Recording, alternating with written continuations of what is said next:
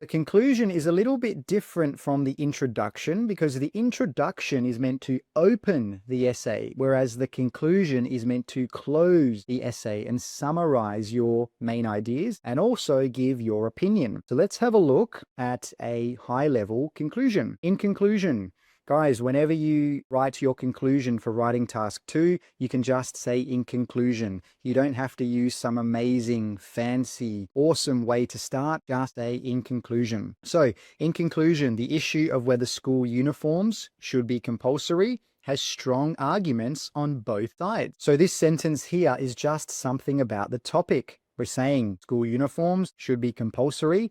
That is the idea of the essay. And then we are saying there are strong arguments on both sides. So we're talking about those two sides again. Now let's continue reading. However, from my standpoint, that's a great phrase to use when you're talking about your opinion. From my standpoint, I believe that uniforms should be mandatory as this policy can promote equality and save time. So this sentence here is doing two really important things. The first thing is it's giving an opinion. I believe that uniforms should be mandatory. This is a clear opinion.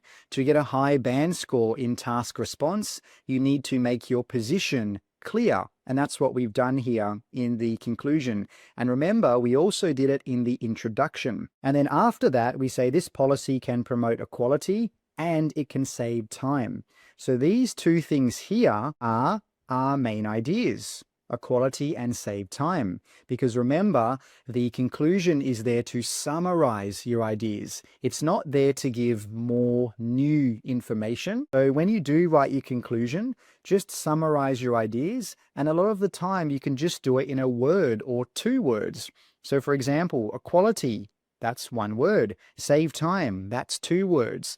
Remember, just keep your summary very, very short, very, very clear. Let's keep reading now. Last sentence. If the ultimate goal for schools is to create a focused learning environment, then having a dress code can contribute to this goal. And this is a great way to finish your writing task too. You can always finish with an if clause. It's a great way to finish because it sort of leaves the reader with something to think about. So this here is the final sentence for the conclusion.